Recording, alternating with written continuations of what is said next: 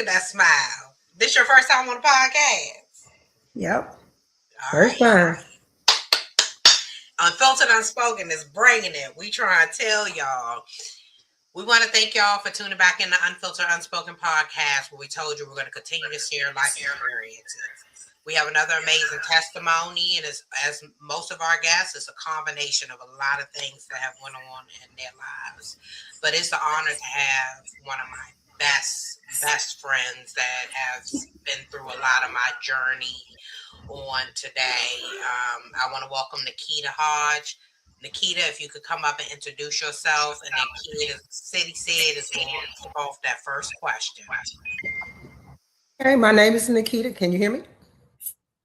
My name is Naquita Hodge. I'm 55 years old. I am a child abuse, sexual, mental abuser, survivor. Also, I am a kidney transplant recipient. And this is my life. Well, thank you again for being here with us this evening, speaking with us about your own traumas, in efforts to help us, those watching. As we do with all of our guests, we like to start off at the beginning of your journey. So tell us a little bit about, your home life growing up, adolescent years, and if you experience any part of your trauma during those years. My trauma started early. I think I can remember as far back as maybe 5. My babysitter, she was a teenager. Actually, the babysitter's granddaughter. She was the first one to actually touch me. She had me touch her, she touched me, and I can just remember that at 5. But then after, when I got a little older, unfortunately, it became my brother's father. My mom and I, we never had that relationship. Like, my mom was a worker. She worked at the post office. I'd be at the babysitter all week, and she'd be at the post office all week. And then she picked me up on the weekends, and then I'm supposed to be fun for her and her quote unquote boyfriends at the time. So that was her way of spending time with me. So when she met my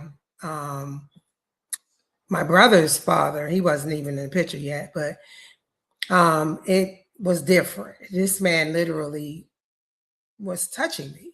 Like, Hey, I'm in the car. Keita, really quick, we want you to tell us a little bit about yourself. Don't go. We're going to ask you questions, so we don't want to give you all. We're going to break it into pieces. If you can give it just a little snippet, and then we're going to get right into it. Okay. Well, as I was saying, that went on as in childhood. Of course, I carried it on into my adulthood. So we're talking about, date rape or whatever. And then it was a fight for my life. I was born with a kidney disorder. And my father had it, but he didn't know, but he passed it on to me. And I'm out of the 4 of us, of his children, I was the only one with it. So, going on in life with kidney issues starting in my mid-age, going up until today, with losing a kidney and having a transplant. Here I am today, still fighting. Wow. I didn't even know about the date rape. I'm going to go back starting at 5, because a lot of people don't it's talked about, but we don't hear as much about it. As your abuse started from a babysitter who was a female. How did she even introduce that to you at such a young age? We were like, we had fun together. And I looked at her like a, like a big sister because I was the only child. I was the only child for a long time. I was my parents' first. So, and we would play, and then she would want to play these little games, and then she would touch me. And my grandmother raised me, they don't tell you a lot of stuff. Like at that age, it's like you do what they tell you to do, and that's it. I wasn't clued in on anything sexual because I lived with my grandmother at this point. Because as I started off telling you, my mom was a postal worker. So she felt like sending me to the babysitter 5 days out of the week was being a mother. And I literally spent the night, woke up there as a little kid. So my grandmother took over when I was about 3. Then, of course, went to Head Start, went to school, and then I had a babysitter till my grandmother got home from work. She was a lady across the alley from my grandmother. And so, of course, her granddaughter's there. She's young. I mean, now that I think back, I don't know if something was happening to her now that I think back. How would she know this unless something happened to her? But she did it to me very frequently. And then finally one day I told her I didn't like it because I didn't. It felt strange. Like you used to seeing, I'm in the 70s kid. I'm used to seeing a man and a woman together. I'm not used to a woman touching me unless it's like my mom or my grandmother and grooming me or whatever the case may be. So it kind of felt uncomfortable, and I never did want to go back over there to let the lady watch me. It had nothing to do with the lady. It was the granddaughter.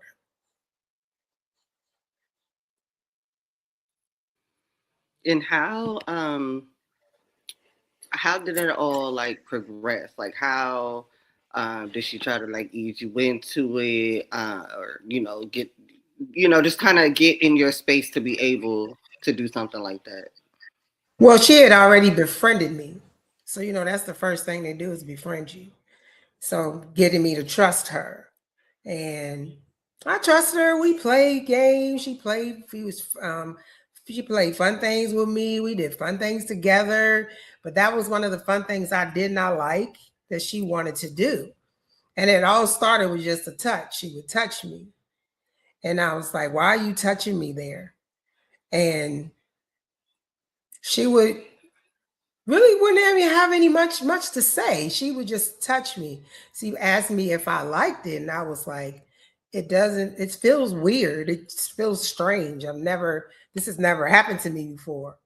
And she made it seem like it's like normal, like we supposed to actually go through this. And I'm like, I don't know how I totally responded because I was so young, but I do remember her wanting me to touch her. And it just felt weird. Like I was like, this didn't feel natural to me for some reason. I was a kid and I just never experienced it. So it was just weird me touching her. And then I didn't like the way she smelled. It was weird. It was just oddly weird. And it went on for maybe not long. I can say maybe a year, maybe. And I wasn't over there every day. It was just some of the times when my grandmother was, running late from getting home to get to me. Because, at that age, you can't be in the house by yourself. So, yeah, but I do remember never ever wanting to see her again. Like every time I saw her, I had this weird feeling like she was going to try to touch me again. And I think this is the last question I have on this. We like to bring to the audience to like these things that happen and how they happen. So if someone has a little girl, it could be a little boy too. When you say touch, in what ways does she touch you? And what does she make you do? She would put her hands on my vagina. Like between my legs, she would go down because I'm potty trained. I'm 5. She would put her hands down there and rub.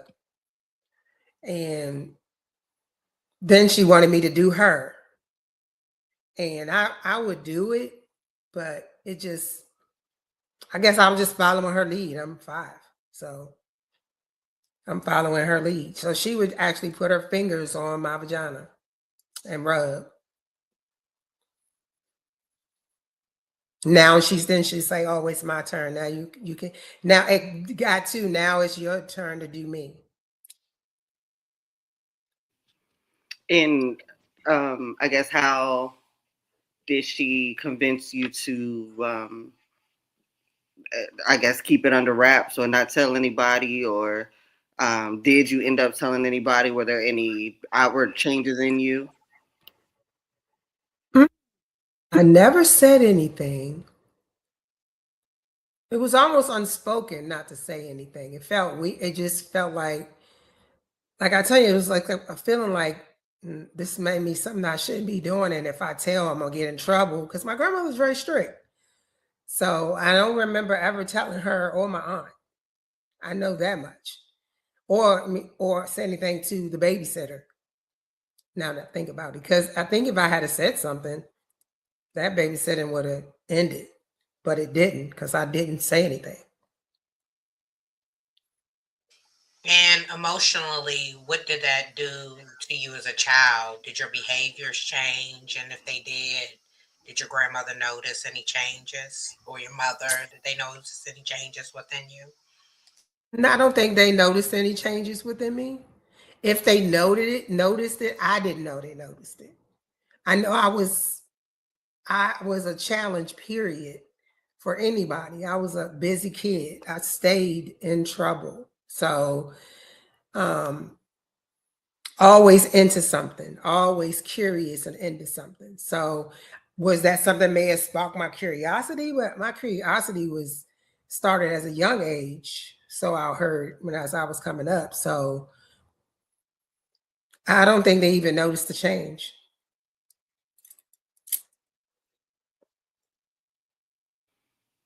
And what kind of was the kind of end all be all with this? I know you said it would maybe went on for about a year. Was it just after you Yeah. stopped getting babysat by that person, Yes. or I stopped wanting to go over there. I just didn't feel comfortable. I would be like, I don't want to go. So she wouldn't make me. She would have to find somebody else or take me with her. now was this somebody you were seeing, out and about outside of that scenario?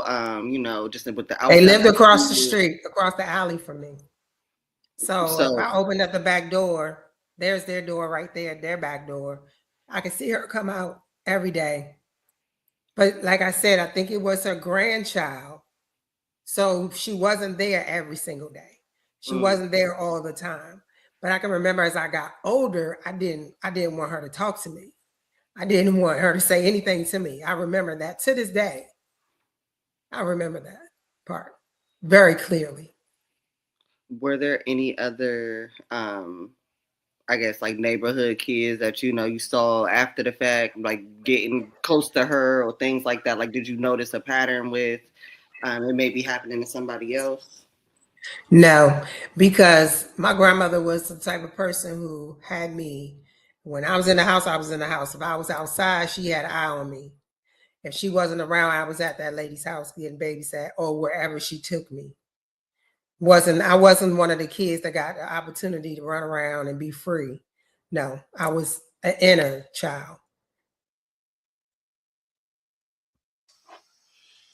I want to ask, so now going into 5, your mother meets someone, your grandmother had your 3. So how did you end up back with your mother and being around your siblings' dad?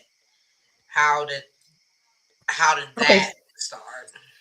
after 5, I want to say up until the age of maybe I was with my grandmother until I was about just me and my grandmother. Now my mother would come by and visit or whatever, want to play mommy when she wanted to. She come by and visit, bring me something, tell me she gonna come get me, but she wouldn't come. So finally around 8 or 9, she started, keeping her word. She'd come get me on the weekends.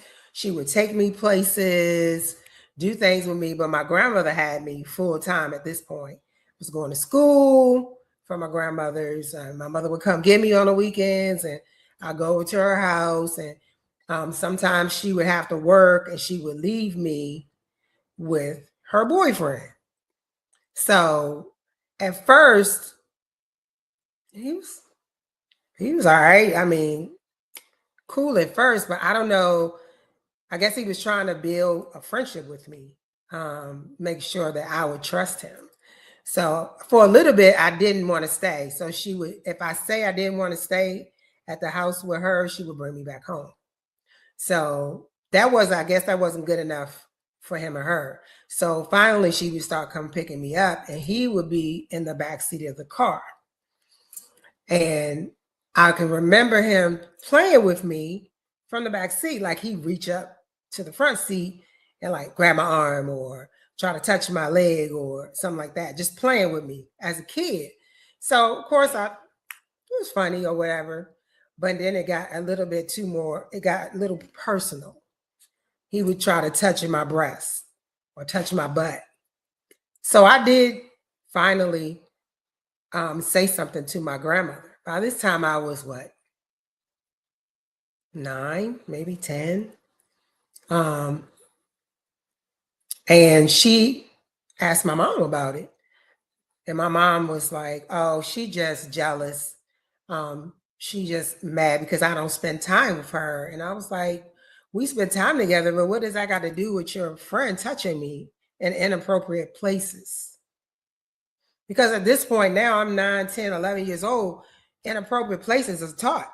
Now I know that what happened when I was 5 was probably not supposed to happen. Here I am, 8, 9 years old, 10 years old, and this man is reaching around and grabbing me. And I was a very big kid. I had boobs early. I was a chunky girl. So any type of attention that I was getting, to me was kind of like, you like me, we friends.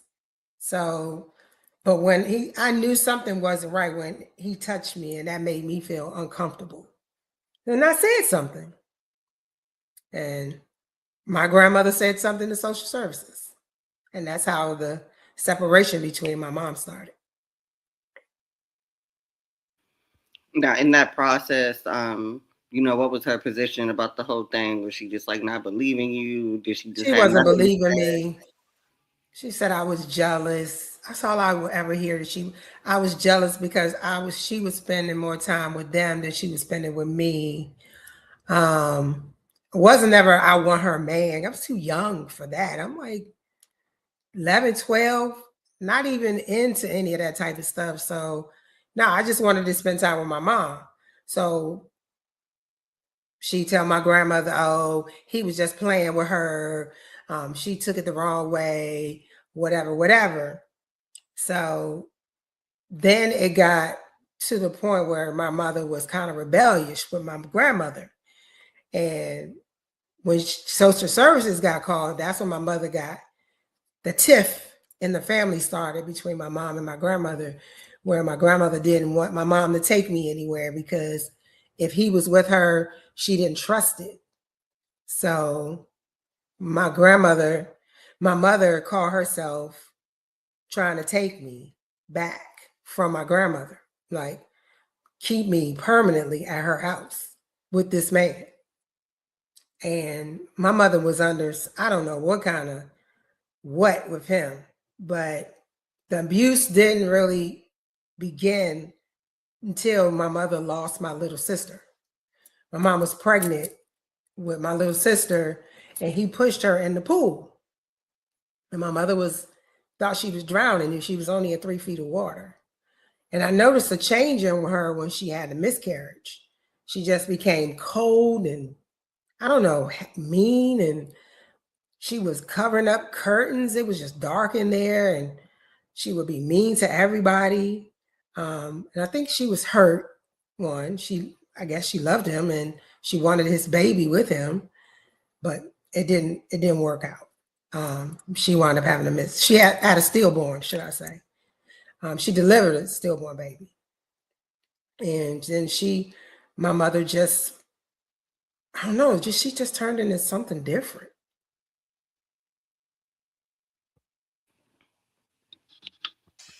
Did the abuse stop when you moved in, or? The abuse became more when I moved in, because that's when the threats started. You tell your mother, if you say anything, I'm gonna tell your mother. So he would just literally like watch me. First, it was touching me in the car when I was younger, trying to feel me out. And then when I started coming to stay, he would come in the bathroom when I'm taking a shower and peeping because I could hear the door opening. And then I would look out and I'd be like, get out of this bathroom.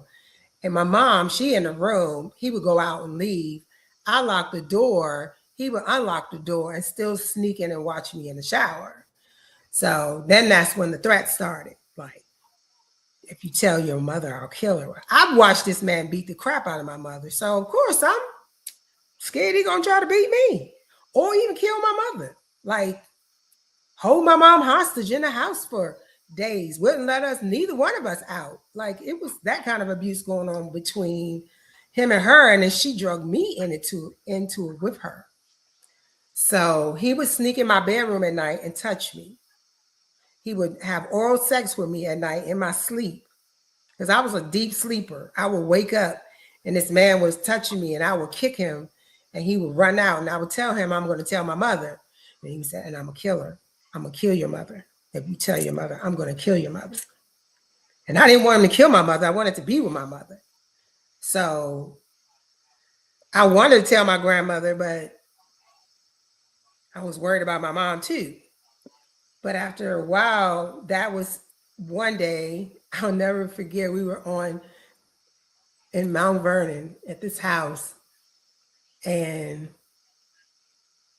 she called herself taking me away from my mother. And she said she's never coming back. She took me out of there. She said she's fat. She needs to lose weight. She put me on this diet. She stuck me in the house with them. I had to lift weights and eat certain food.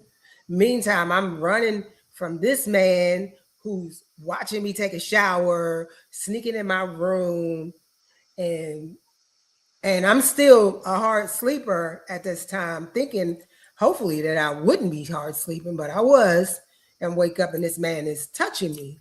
He never ever penetrated me. He tried twice when I was older, after we went to court.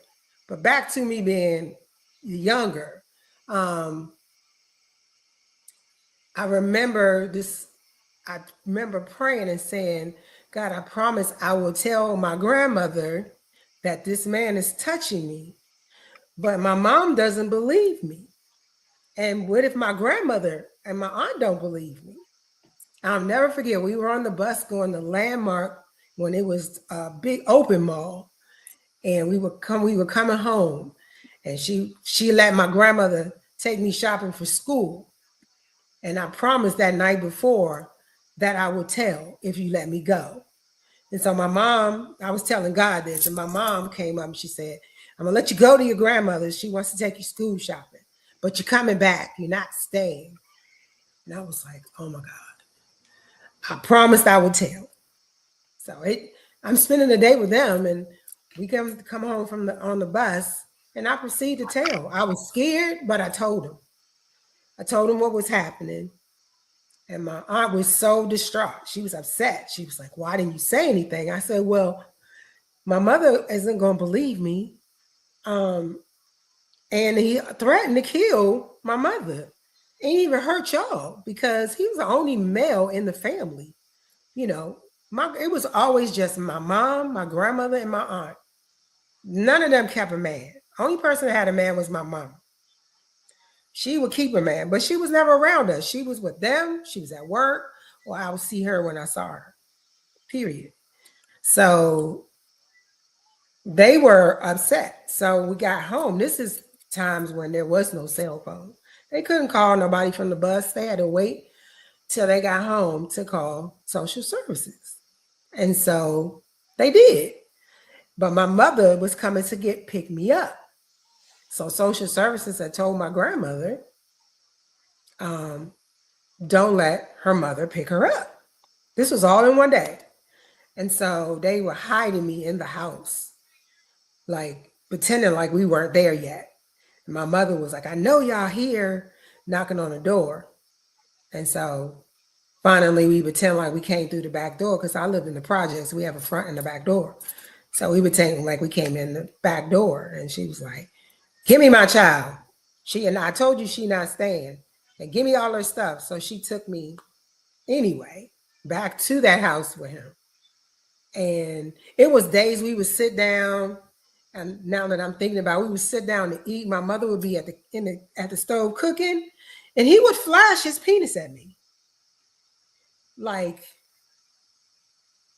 it was cute, like it was funny.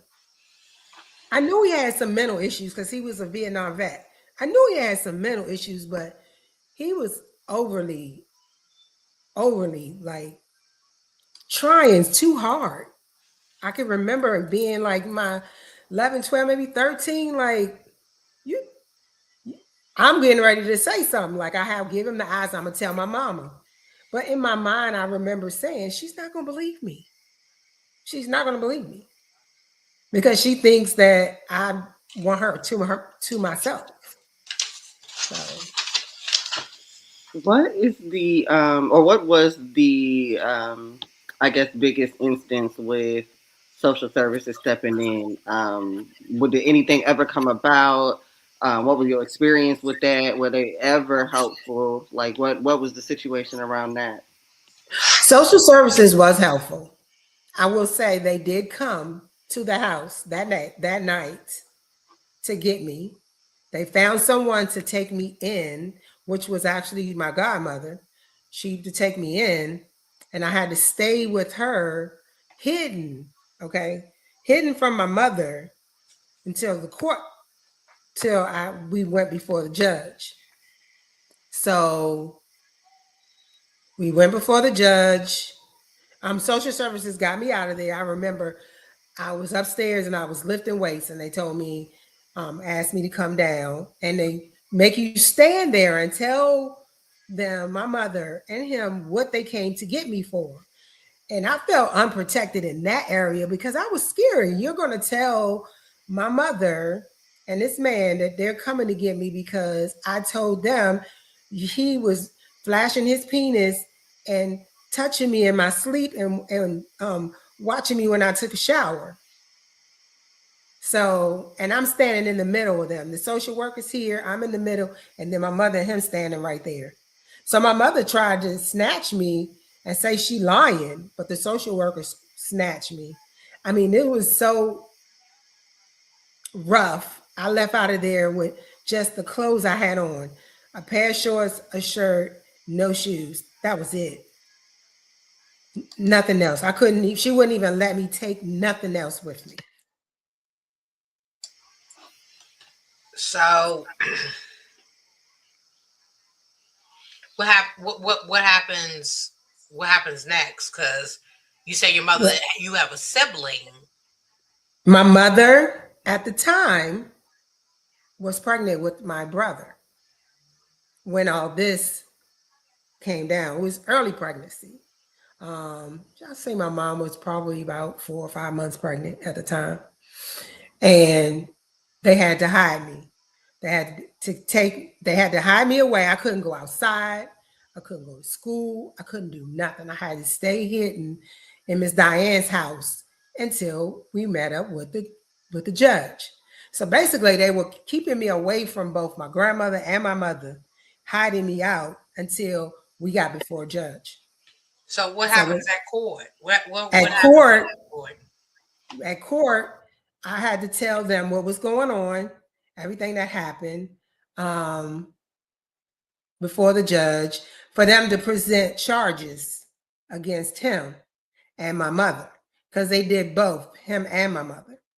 I wound up being able to finally leave. And they let me go back to my grandmother's house after the charges were put up. And so then we had to go to court. So meantime, I'm waiting to go to court. So we finally do get a chance to go to court. By this time, my mother is almost ready to deliver. I think I was 13, I was 14.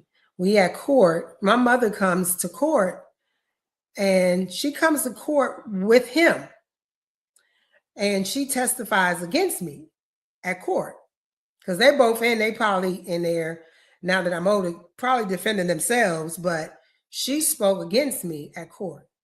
So I would tell them everything in front of the judge, with the social worker there, what was happening. And then they would come in and give their portion of what they thought was happening. And then the judge would come up, the social workers would tell them what their findings were. And then the judge would come up and with her findings. Well, their findings was not enough evidence. Because they would ask me questions like, well, how long did he watch you in the shower? Or did you lock the door? Or did you tell your mother? Well, how long did he flash his penis? And I was like, I got angry. Like, how long did he flash his penis? I was like, the fact that he flashed it should have been enough, but I wasn't counting. See how long he was going to flash it. I couldn't even tell her. And a lot of my responses to them, I think, were very negative, very condescending, because I was angry. The questions that they asked you make you feel like you're the one who's doing the wrong. It made me feel like I did something wrong. So, yeah, I was an angry kid at that time, very angry. And I can remember when court was over and they kind of explained it to my grandmother and my aunt that there wasn't enough to file charges. They never did a swab or none of that stuff. They just took me out of the environment, put me somewhere safe for like 3 weeks or so. Then they let me go back to my grandmother's house, and then we go for court. And then they had me go see a psychiatrist. And I talked to psychiatrists for about a month or so. But I was so angry, I'm bitter. I can remember me not wanting to even deal with it, with that part. But I do remember my mother losing rights to me on her part. His part, they didn't find any justification or they couldn't have any proof that he was doing this. But they took me away from my mother. So my mother lost all rights, parental rights to me, and I became, my grandmother's was my sole guardian. So now I'm a teenager, and my mom's angry. Rightfully so. She has this baby, no help, nobody there, because everybody was with me, with my situation or whatever. She was angry or whatever with me. She didn't want me around, which is fine. That was great. I didn't want to be around, especially if he was around. But when he went to jail, because he went to jail for other stuff. He was crazy. The man was crazy. He went to jail for other stuff, and my mother would be such a different person without him. He abused his own son. She was worried because of the case we went through that he was abusing my brother. So she didn't want my brother to go with him when they split up. She didn't want him to go with his dad. She would be checking his diaper, but you didn't believe me. You went and testified against me at court. I couldn't understand that as a kid. I couldn't understand it. But I was a teenager at this point. Now I'm 14, going on 15, taking care of my little brother because now my mother doesn't have him. He's in jail. She needs somebody to help her. It was a lot, teen-wise. I want to ask you a question. I know Sid is ready to ask you a question. Oh, go ahead. Do you feel as though your mother knew that he was molesting you? Because if I think my mom was well, I think she was in denial in the beginning. I think it was a lot of denial. I don't think my mother really believed it until they were not together. And he has moved on with someone else, and a rumor came out. I think that's when she believed it, because she was checking my brother when he got home. Like, I remember the police had to come, and it was crazy. I was literally out there ready to fight him because we didn't want him to come to the house, and he would threaten my grandmother. He would threaten me, threaten my mother. But yeah, I think she kind of believed it after she heard a rumor from the new girlfriend's family. Apparently, he touched one of those kids. What is your knowledge, if any, of your mother and grandmother's relationship? Was there, some stated reason as to why your mother kind of went down the path she did, as far as, her relationship with her children, relationship with men? Like, do you know of anything in her past that would have, caused that?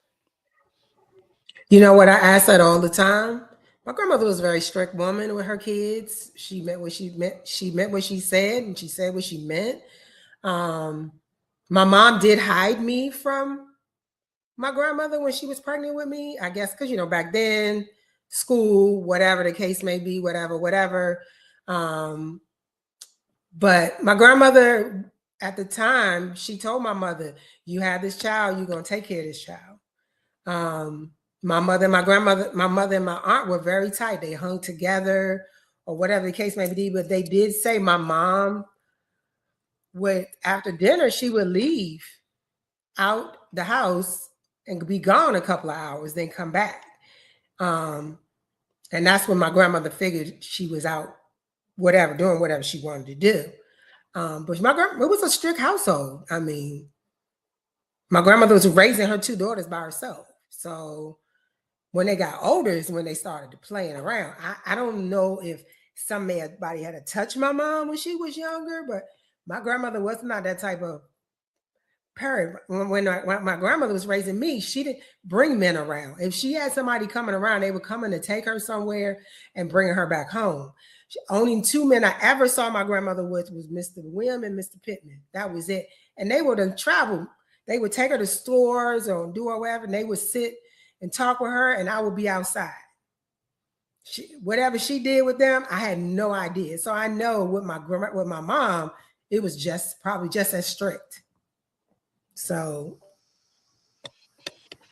I don't know of anything that did happen, but I do know my mom lost her virginity when she was 12. Okay. I want to ask, how did that mentally affect you from childhood into adulthood, going through what you went through? It made me bitter. It made me angry.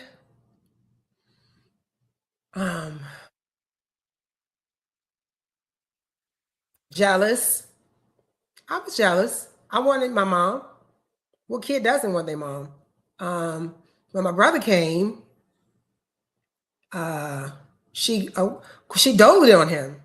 Did she dote on me as a baby? I'm assuming she did. I don't know. I think the separation with us came with the babysitting and my grandmother taking over, and she took charge of me. And once my brother came, I'm a teenager. We're 14 years apart. I'm helping my grandmother with my brother at this point, helping to raise him. So I kind of felt like I lost some childhood because I'm raising my little brother. But I was always attracted to kids, little kids. I always loved babies and stuff like that. So I loved on my brother, but my mother and I, their relationship, it was fist to fist. I could not stand her. I just couldn't, because she was always mean to me. After that, once my brother came, I was, excuse my language, every bitch in the world. So she doted on him, but she treated me like trash. And this is up until I got older, through junior high school, even when I graduated from high school. She took me out for my graduation and told me I had to pay for my own food. And I was like, but I'm the graduate. She said, you grown now. You gonna graduate from high school. You can pay for your own food. I'll never forget that. And I did, because I started working when I was 14, right after the situation in the court. The social workers found me a job, and I started working. And I have been working ever since. So I had my own money, and I was taking care of myself because my grandmother, she didn't make any money. She made $100 a week. That ain't nothing to take care of me. And my mother, she was making good money at the post office, but I was a devil child at this point. She didn't care. So, yeah. That affected me all through my life. Like, up until, oh gosh. I didn't really start forgiving my mom until my 30s. My 30s, I really learned to learn how to forgive and let it go. But the man was still around. This Negro was still around because he's my brother's father. So he's still in the picture. And we're gonna take Billy a plate Thanksgiving. We're gonna do this with Billy. We're gonna do that with Billy. And I'm like, never ever given a thought or care about how I felt. But once I became an adult, that kind of changed because they would keep it secret from me. They wouldn't tell me they was taking plates. You taking my child molester plates from my hard-earned work and food that I bought and cooked. Yeah. It was crazy. My family was crazy. And it was all of them then. They all had this forgiving spirit. So my aunt was in on it, and my grandmother and my mom. Like, are you serious? I couldn't believe it. So I was just hateful to all of them as I grew up. So that's where the hatefulness came in. So what was, if any, the resolve? How did you find your way out of the situation? If you ever did you just kind of have to like age out of the process? So you made your own decisions? How did that come to a conclusion? One, I'm going to say my illness started to take precedence over my life. I didn't have to worry about him anymore. I had to worry about me. Whether my mother was choosing to continue seeing him or taking my brother around him and all that, that became a back seat to me because of my illness. I think my forgiveness really came in, or releasing this anger over that is when I had my first kidney surgery. And I almost lost my life. I mean, I was in the hospital for supposed to have been 28 days, but I got out of there in 14 days. But I almost lost my life. So things had to change. So me being angry had to go away. It had to, because I was literally fighting my mom, and we would fight. She's not with him anymore. My mom's with someone else. My brother's older now. He's in school, or whatever. Here I am, getting married and stuff like that. But I had to let it go. Now when I finally did let him go, this situation go, I was in my 30s, I want to say. By this time he had, is it Parkinson's? Where you shake like this? You can't stop moving. So I remember praying for him. And I remember God saying that I can do, he said to me that vengeance is mine, I shall repay. There's nothing you can do that I can't do better. And when he took his ability to use his hands away from him, I think he was like that for like 4 years. His ability to use, he had to go in a nursing home. And I remember telling my mom, I said, I want to go tell Billy I forgive him. And at this time, he was in a nursing home in Maryland. I had already been married, divorced.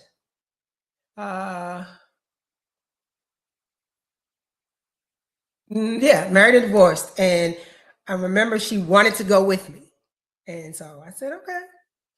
So we went, and she was telling me how she found out that he had a baby by the ex-girlfriend's granddaughter and he met a baby with them. She kind of found out all this stuff and knew, but never said it to me, but would always be nasty and mean to me. Like it was my fault. Like I had something to do with it. It had nothing to do with me. It was on him. He was cuckoo for Cocoa Puffs. But I went in, and I remember this day like it was yesterday. He was in his room, and we went in, and I said, Billy, I wanted to talk to you. And we went out to the atrium, and he was sitting there in a chair like this. And I said, you know, the things that you did to me from my childhood up, the way you approached me at the bus stop when I was at JCPenney's, and you were telling me I made you good with all them men, and I know you good with them men, and I'm a grown woman. I'm 20 years old at the bus stop, and you still approaching me after all of that dig we went through, and I tried to kill you, and the police had to take me off of you. I said, I forgive you for what you did. I really do. I forgive you. I said, because you know not what you did. I'm telling you, there's a better hell for you than I could ever put you in. So I forgive you. And my mother came out, and she was like, what's going on? And I said, I just wanted to tell Billy I forgave him. And we went back in his room, and he can't shave himself. So I said, let me serve you. Jesus served the disciples. He washed their feet.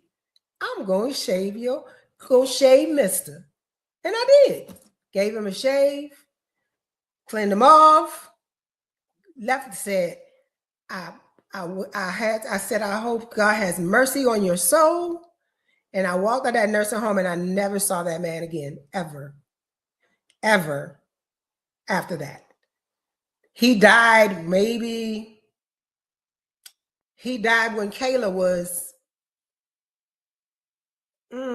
I want to say after we dropped Kayla off to her mother, he died. Now this is my brother's daughter. She was 13 at this time. And I remember my mom coming in and asking me, am I going to the funeral? And I said, Satan, you're a liar. Why would she ask me that question? Why? I have not want to deal with him, don't want to talk about him, don't want his name mentioned to me, none of that. When I told him I forgave him, I let that thing go. And I think my mother thought because I let it go, that I was going to go to this man's funeral. That was it for me. That's when I knew that she ain't got it all. And to this day, every now and then, to this day, 2026, he still comes up in conversations like it was okay. Keita, first I want to ask really quick because we getting that time, and I do have another question. I know Kid said, are you willing to come back for a part 2? Sure. Okay, so we'll schedule you next week to come back for a part 2 because we didn't even hit half on the kidney and dialysis and stuff like that. So we would love to have you back. I want to ask really quick, is going through this situation, did it ever mentally break you down? It did. I wound up, well, I don't think it was the situation in the hand. I told you, I was angry. I was bitter. I was mad, and that went on for a while. And I wound up having a hysterectomy. And then that pushed it over to depression, suicidal thoughts, wanting to die all the time, didn't want to live, seclusion, all that started coming in when I got older. And as a younger age, I would fight you at the drop of the hat. But when I got older, it was more mental, all of that piled into one, not being able to have a baby, husband cheating, all that extra stuff that comes along with it. But the hysterectomy was what took me over. And I've been on mental medicines.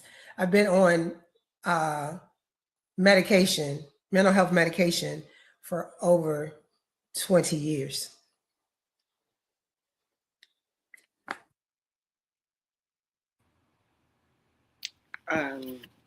Do you find, I mean, after all this while, I would assume, but do you find them actually helpful? How much are you having to, adjust based on, just environmental things, whether you spending a lot of time thinking about it or, it's just a rough time with your trauma. How do you feel about your treatment plan per se? My treatment plan was great. It was rough in the beginning because they couldn't diagnose me with anything. They didn't know what it was. All they know is I've had life trauma like all of us have, and I had a hysterectomy. Nothing fit a criteria to say she's this, or that. So we talking 20 years ago. Now they can come up with something in a snap of a hat, but then they didn't. So I was on different medications for a little while to see what worked. I had different personalities going on based on the medication. But now I've been on this medication that I'm on now for the last 10, 11 years. It worked. I wound up going in the mental hospital for a week because I didn't want to live anymore. I just couldn't stop crying. I didn't want to live. And this was back in 2012, I want to say. And I was in there for a week. They put me on a regimen. I started seeing a psychiatrist. And I've been doing that ever since then and taking the medicine. Then when COVID came, anxiety hit again because of all the stuff I had to go through health-wise, which you'll talk about in the next episode. But then the anxiety got worse as I got older, and now I'm on another medicine. So it works if you take it. I try not taking it and weaning off of it, but it's the only thing that's keeping me stable.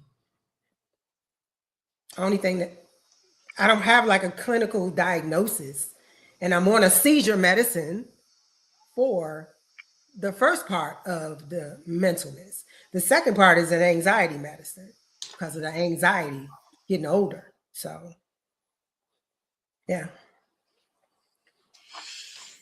Okay, so we're almost at time. We're going to tell you like this. We're bringing Keita back for a part 2 next week because, as you heard, she talked about her childhood abuse and trauma. And there are a lot of questions that Sid and I did not get to in this episode. I thought we would be able to touch on a lot of more. So, Keita, we're going to bring you back for part 2. We're going to talk about your hysterectomy, your suicidal thoughts, or even maybe attempts, your depression, your mental health, the medicine, not being able to have a baby, the medications over 20 years for your mental health, being in a mental hospital. I don't know how many times were you in a mental hospital? Just once? Oh, it took one time. They One, treat you like you're in jail. I remember that. I was around for that. Mm-hmm. So, being in a mental hospital for a week and how your anxiety got worse. And we're going to talk about the dialysis and kidney. So I have a note of all of that. So I want y'all to stay tuned because we're bringing Keita back. So again, we're at time. I want, if you, from your personal life experiences, what advice would you give someone to help them from childhood abuse that you went through? Tell somebody. My biggest mistake is not telling somebody. I mean, you're young, of course, you scared, you're young. But my voice afterwards was heard afterwards. I told everything afterwards. But things are so different now because when I'm told, not much was done. Now they do things, I think. I don't know because I don't know too many other people my age that even talk about it because it's unspoken. So. And as we do with all of our guests, we like to give you the chance to participate in shameless plugs. So you see your information scrolling across the bottom here. If you can let our viewers know if they have resonated with your story today, how they may be able to reach out, if there's anything that you want to draw traffic to, any particular projects you advocate for, anything you just want to put in the forefront and sell yourself, you have the floor. They can reach me on Facebook. I still have my Facebook page. My Instagram page, I've actually gotten out of it because it was taking up too much time. But they can reach me on my Facebook page. If you want to leave a message, I will can contact you. I think my personal information is on the Facebook pages. I was also a hairstylist, so a lot of people are familiar with who I am and can reach out to me. I'm available if you want to talk, if you want to share, you can reach me through that. Start with Facebook. So I want to ask really quick, how was this? This is your first podcast. I'm over here sweating. Okay. Fully soaking wet, the anxiety. I think it's informed. I think it helps you to makes you really think when you're sharing with people because you want them to have the full picture of what's going on with you. Sometimes I can overshare, and I don't mind y'all pulling me when I overshare. But yeah, I just want everybody to get the full logistics of understand what's going on or what happened, you know. This story is pertinent in a whole lot of people's lives, especially my age. I'm 55. You know, we don't tell our secrets. We didn't talk about stuff like that. You know, we don't. And there's a lot of people out there that are not sharing, and I want them to share it. Share your story because it'll help someone else. Love it. We want to hold 1 second as we wrap up. Don't hang up. We want to thank you for sharing your testimony with us. I know it's taken a while. This has been like, what, 2 years? I've been trying to, 3 years. I've been trying to get you on here. So, you know, just thank you. I've learned a little bit more about, I know a lot, but I've learned a little bit more in details. And I just want you to keep doing what you're doing and, you know, keep your strength because you're fighting now for your health. And we'll talk about that in the next episode. But, you know, keep doing what you're doing. I'm glad you were able to, you know, share your testimony and, you know, continue your fight. And I will. And know that this may affect other people, but this is your testimony. So just keep sharing. I'm gonna keep sharing. Definitely. Yeah, and I'm supporting you. You already know. City said we will keep sharing life experiences, ain't we? That's right. That's right. So make sure you like, share, and subscribe to our YouTube Unfiltered, Unspoken podcast. You see our logo on the back. Come follow us on Instagram, TikTok, LinkedIn. We have a private group on Facebook, Unfiltered Unspoken Podcast. And this is a resource base to help other people through their journey to healing because you don't have to suffer in silence. This is what we have this platform for. And if you would like to be a guest, please reach out to us. You can message us, me or City Said. And the email address is Demetria, DEMETRIA @unfilteredunspoken.com, and we will respond to you. Y'all have a blessed evening. Tune in each and every Monday at 8 p.m.